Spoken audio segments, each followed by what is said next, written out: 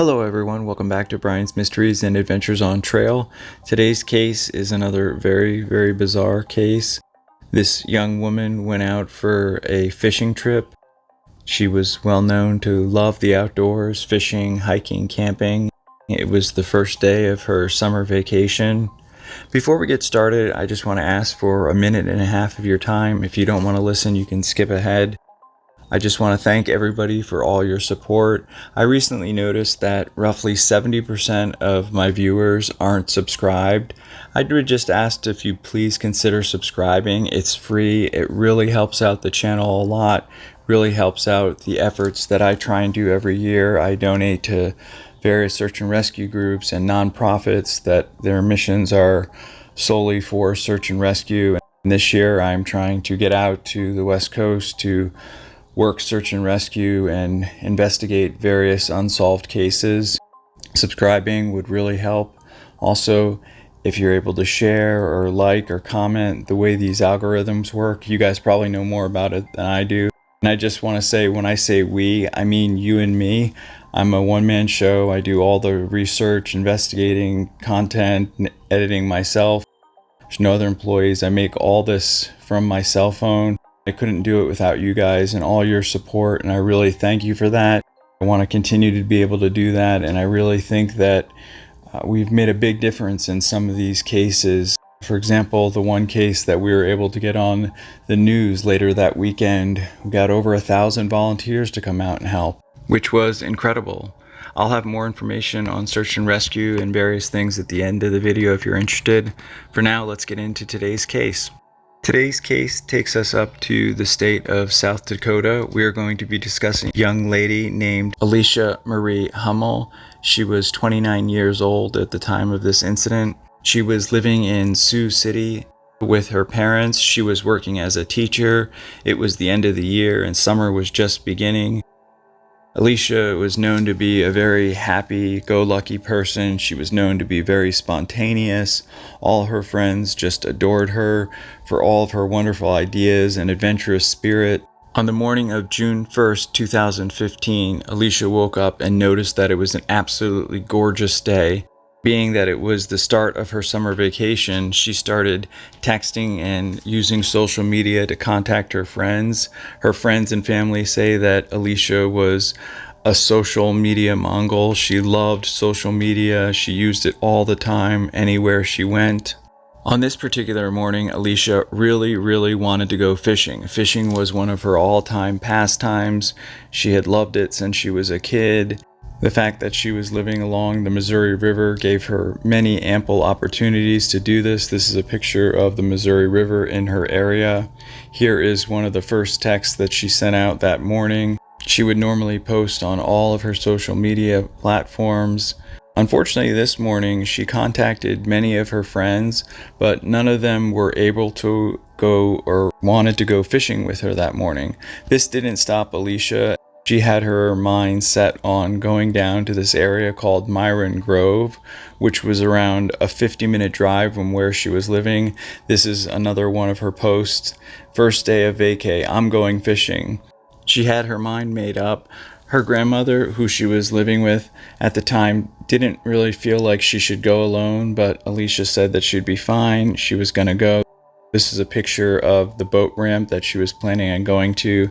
This is a map from the area she was living with her grandparents in Sioux City up to the Myron Grove area, just west of Vermilion.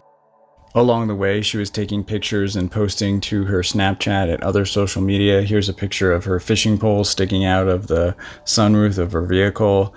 This picture, she stopped at roughly 1:10 p.m. in the Vermilion Walmart to get her fishing license, pictured here, which she also uploaded to her social media accounts. Her next text message was roughly 15 minutes later when she sent a text to her friends saying that the old gentleman that sold her the fishing license said that he hoped that she would catch a big fish. These are some pictures she posted as she was arriving into the Myron Grove area. This next picture is just a picture of the main road leading off to get down to the boat ramp. During the summertime, which this was, Each side of the road, it's very highly overgrown, lots of vegetation. This is a satellite view looking down, the red dot indicating the actual boat ramp. Alicia was so excited that she finally had gotten to Myron Grove. This was her final post. Finally, I've been waiting since fall, and you can see the boat ramp and then just the signs, the various warning signs and park information. At roughly 1:45, we know that she had parked her vehicle. She sent another text to a friend saying, quote, "It's a good day to get it on, LOL," believing that Alicia had seen people in a vehicle or in the area being intimate. It was at this time that Alicia's texts and social media posts just stopped. People weren't sure. They thought that she was probably just fishing, enjoying the day. Her grandmother, though, was getting a little concerned. She tried texting her a couple times. She didn't get any response. She still thought that knowing Alicia, knowing that she was a very adventurous person, that she loved the fish, she might have been taking a nap on the dock, getting some sun, maybe just trying a different fishing area, but she did attempt to text and call a few times with no response.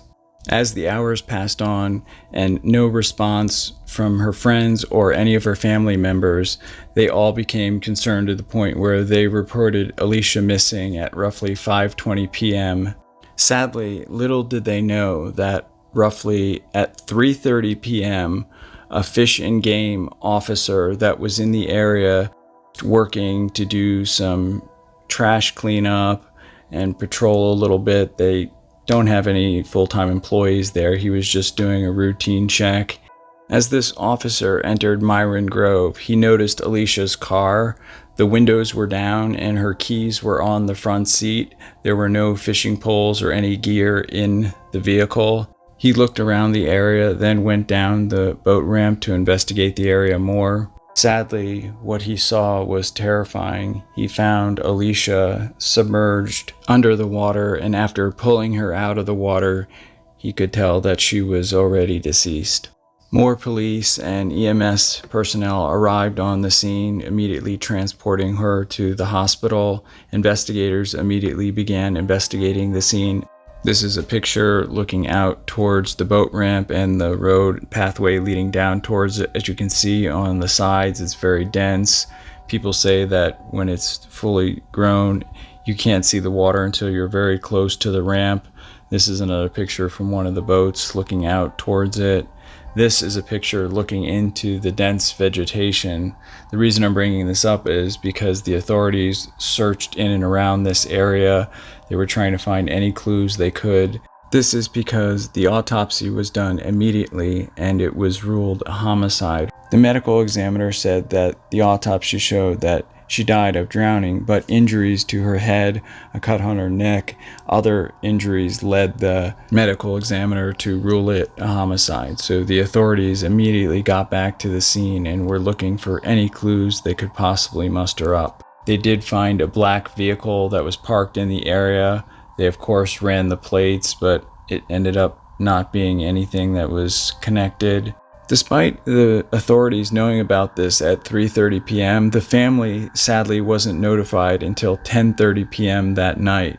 The Clay County Sheriff, Andy Howe, has said that there have been no recent updates. They are still considering it an open investigation. One of the things that they said they just couldn't understand is that no one has come forward and said that they were in the area that day, when everyone knows there were other people in the area because Alicia had sent that text message saying she saw other people. There's the theory that maybe those people were having an affair and they didn't want it to be known. Possibly some kind of crime of passion and then just fled the scene. Because whoever those two people were that Alicia saw that day have never come forward to the police or anyone. Then of course, rumors and suggestive theories led to her husband, a man named Tony, who she had been high school sweethearts with. They had known each other from youth. They went through high school and college, dating. Sadly, there were cracks beginning to form in the relationship, and this all came to a head when Alicia actually caught him red-handed with another woman. This was the final straw, and Alicia had filed for a divorce. Many people thought that because her husband Tony's family owned this very successful moving company, that she might try and get more money via the divorce, though she had never made mention to any of her friends or family about trying to get a piece of his moving company. Tony was eventually cleared because at the time he was actually in Pierre, South Dakota, which is almost 4 hours away. This is a picture of that town. This is a picture of the map. It just would have been impossible for him to be in the area. He also took a lie detector and passed that. Despite all this, some friends and family still think it's either just a major coincidence or something was related, because she was murdered only 3 days before they were to sign the divorce papers. It's possible that maybe someone in Tony's family had something to do with it. I've covered a couple of cases where in divorces like this, the spouses had no clue that one of their family members was out to get one of the spouses. So it's possible that one of Tony's family members was involved and Tony has absolutely no clue. I'm not accusing anyone, I'm just suggesting that's another plausible theory that other people have talked about as well. There weren't any clues coming in. That was until a year later, July 14th of 2016, when people that were in the area cleaning up one of the sandbars, they found Alicia's purse. In the purse, it had her identification, all of her credit cards, cash, everything. Her cell phone, though, that she loved and was with her at all times, was missing. However, the police, because the purse was found, they ruled out robbery as a potential motive.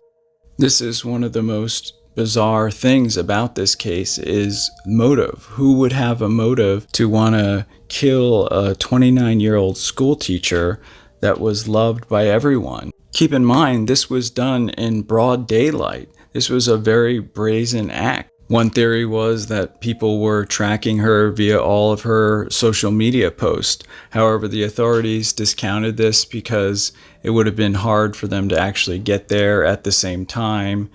The authorities know that this crime occurred sometime between 1:45 and 3 p.m. that day, eerily right after she sent her last text. Her sister is pursuing this case with such strength and heart. She is looking at it from every possible angle. They put up this beautiful memorial for Alicia Marie Hummel, and they want her to be remembered for the wonderful life that she lived and how kind she was to everyone. What a wonderful teacher she was. They, of course, are continuing to investigate and looking for answers and want any information people can offer. Personally, I think the people that she saw there that day could very well be involved. Otherwise, why not contact the authorities? Even if they were trying to hide an affair, they could have contacted them anonymously. If you have any information regarding Alicia's case, please contact the Clay County Sheriff's Office at 605-677-7100. I'll have all that information and more in the description. I want to dedicate this video to Alicia Marie Hummel, her family and friends, and everyone who knew and loved her, to all the authorities that are working hard to solve this case. I'm so sorry for your loss, and I pray that Alicia will get justice soon.